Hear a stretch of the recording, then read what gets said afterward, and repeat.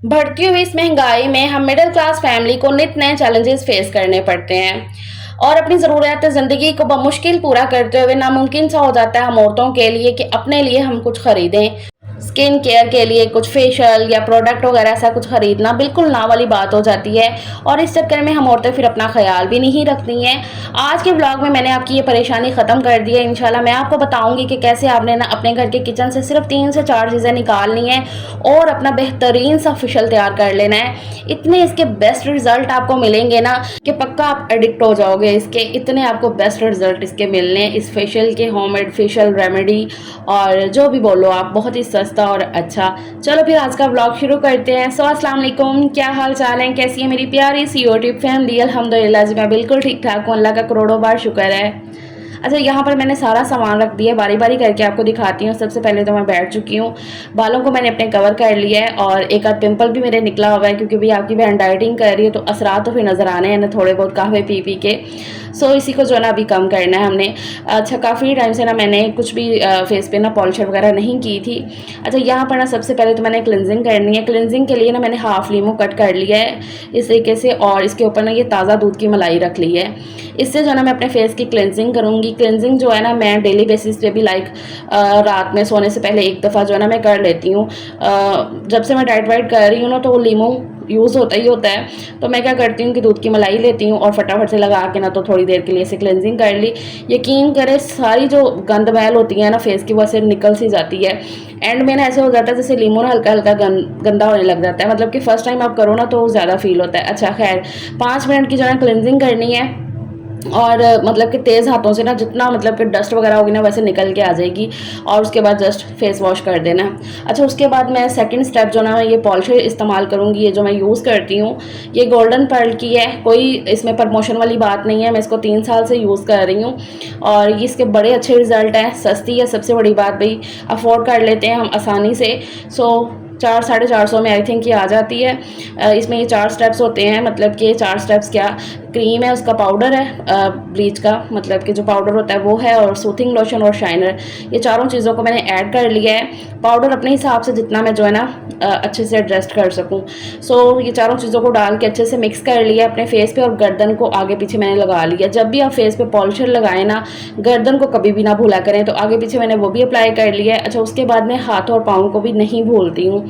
जब भी मैंने पॉलिशर वगैरह इस तरीके से करनी हो तो हाथ पाँव पे भी मैं लाजमी लगाती हूँ और हाथ पाँव की मैं अलग से बनाती हूँ क्योंकि इसके लिए जो है ना मैं पाउडर थोड़ा ज़्यादा ऐड करती हूँ, क्योंकि जो आपकी हाथ और पाँव की स्किन होती है ना वो ज़रा थोड़ी सी हार्ड होती है फेस के मुकाबले। तो फेस के लिए ज़रा हल्का पाउडर यूज़ करना होता है और हाथ पाँव का थोड़ा सा तेज़। सो इसलिए मैंने यहाँ पर थोड़ा सा और पाउडर डाला और इसको अच्छे से फिर दोबारा से मिक्स करके और हाथ और पाँव पे भी अप्लाई कर लूँगी।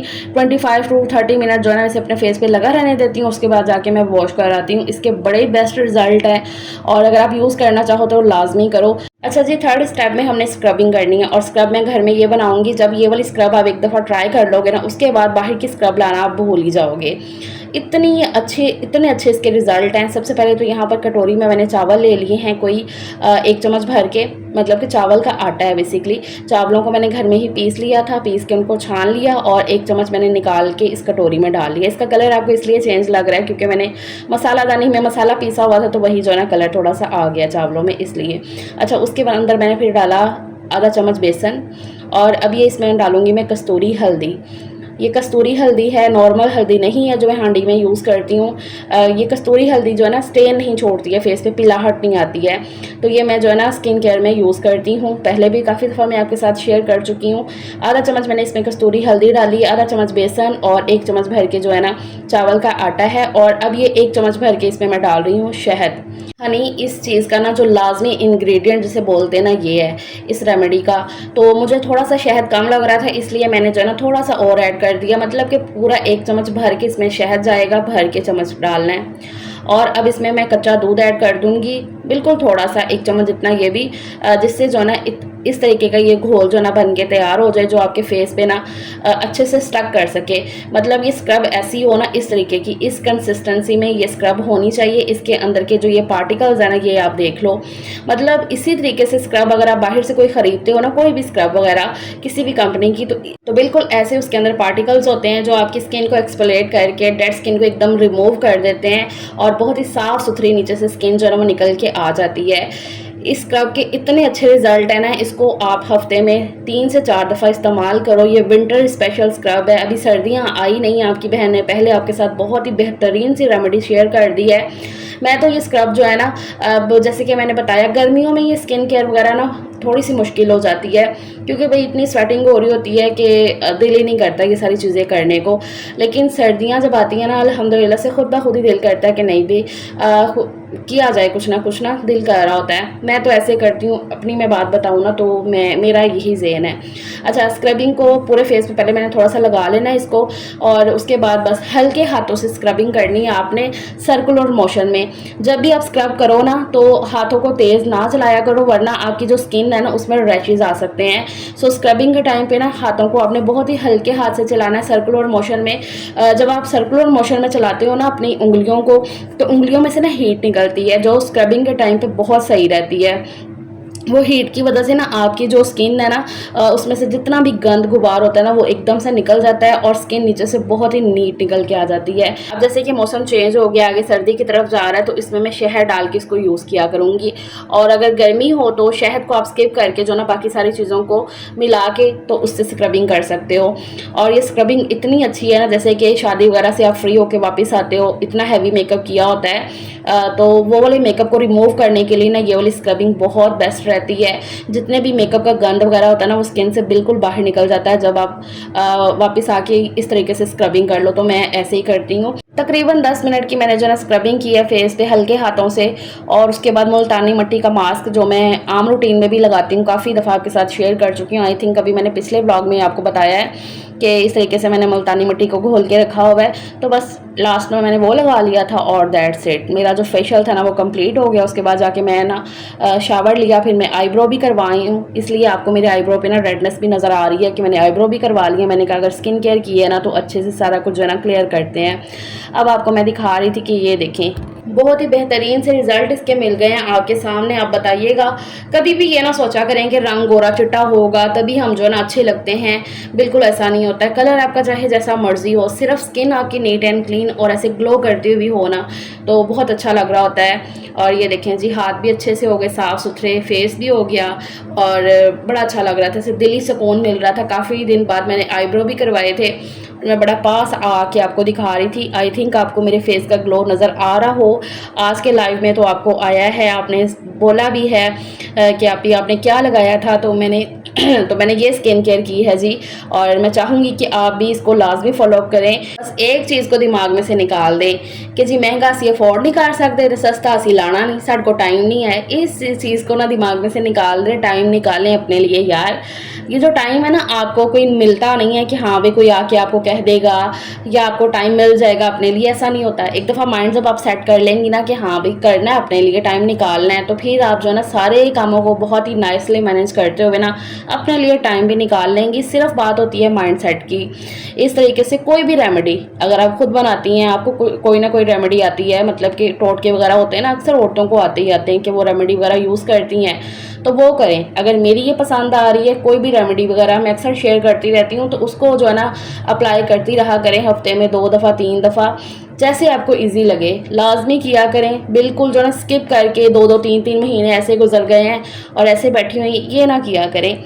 अपनी तरफ जितना आप ध्यान देंगी ना, लोग उतना ही आपकी तरफ ध्यान देंगे जब आप खुद का ख्याल रखेंगी तो। अच्छा जी, खैर मैंने वो अपना फेशियल कर लिया था, 4 स्टेप्स का फेशियल था, बड़ा ही सेटिस्फाइंग था, सुकून आ गया। और उसके बाद जी शाम का यह खाना बनाना था। शाम को मुझे समझ नहीं आ रही थी कि मैं क्या बनाऊँ, तो फिर मैंने देखा वही चने का सालन पड़ा हुआ था जो मैंने कल बनाया था। तो फिर मैं उठी फटाफट से ना, मैंने 10-15 मिनट में मैंने ये खाना बना लिया। मतलब कि ना मैंने क्या किया कि फटाफट से ना चावलों को भिगाया और मसाला भुना एक साइड पे, उसमें डाले वही काले चने, और मतलब कि काले चने वाले चावल बन गए फटाफट से। और भलियाँ एक साइड पे मैंने भिगा दी थी। तो मैंने कहा अब मैं दही भल्लियाँ बना लेती हूँ, क्योंकि इसमें मैं आलू नहीं ऐड कर रही हूँ, आलू भल्लियाँ नहीं है, ये दही भल्लियाँ हैं।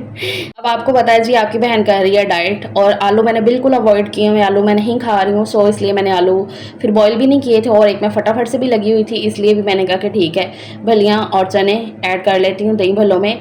तो दही सलीम आते हुए लेकर आएंगे, उनसे बात हो गई थी मेरी कि दही जो ना वहीं से, जो शॉप से दूध लाते हैं ना, वहीं का दही अच्छा होता है। तो मैंने कहा था वहीं से आप दही ले आना।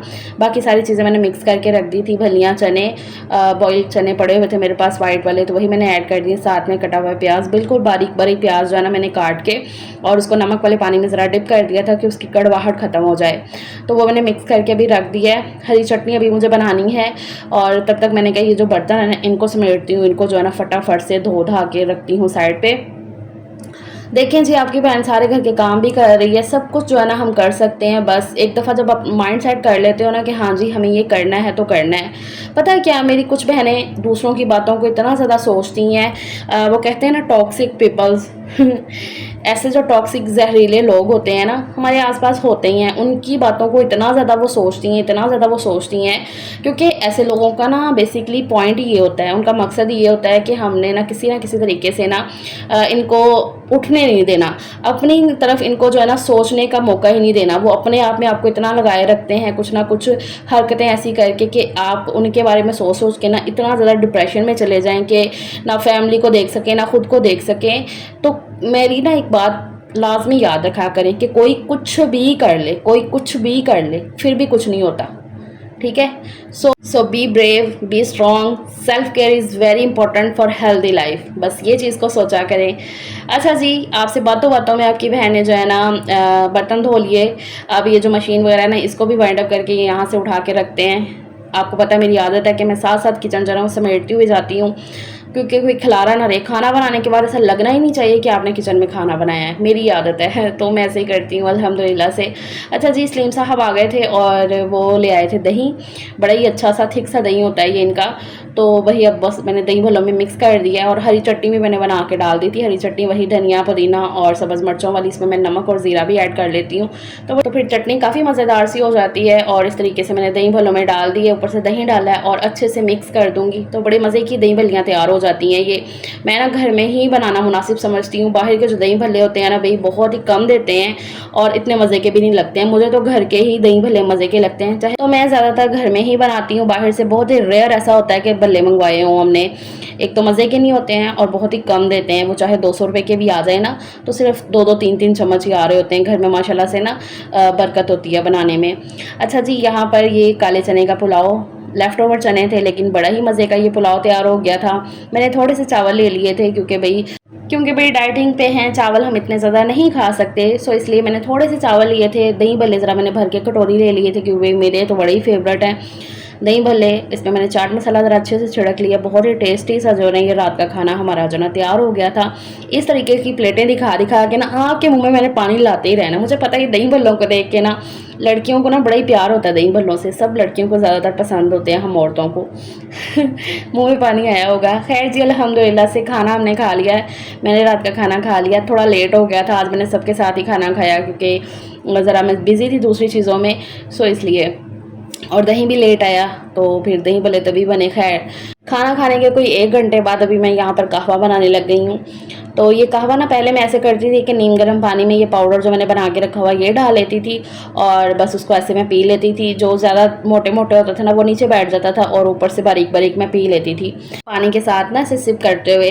लेकिन ना मुझे एक कॉमेंट आया कि आपके लिए ना ये नहीं सही रहेगा ऐसे ये चंक्स को खाना पूरा ना, तो इसको पाउडर फॉर्म में ही रहने दें। तो मैंने कहा कि चलो ठीक है। अब फिर मैंने क्या किया कि ना ज़रा 2 कप पानी रख दिया पकने के लिए। इसमें मैंने ना आधा चम्मच ये पाउडर डाला और उसको अच्छे से पका लिया है। इसका जो भी अर्क वगैरह हो चीज़ों का वो निकल आया है और फिर इसको मैं छान के ना इस तरीके से पी लूँगी। अब दैट्स इट, ये मेरी रूटीन जो है ना वो ख़त्म हो जाएगी और ये ब्लॉग का भी एंड करते हैं। इंशाल्लाह कल मिलेंगे एक नए ब्लॉग के साथ। अपना ख्याल रखिएगा। अल्लाह हाफिज़।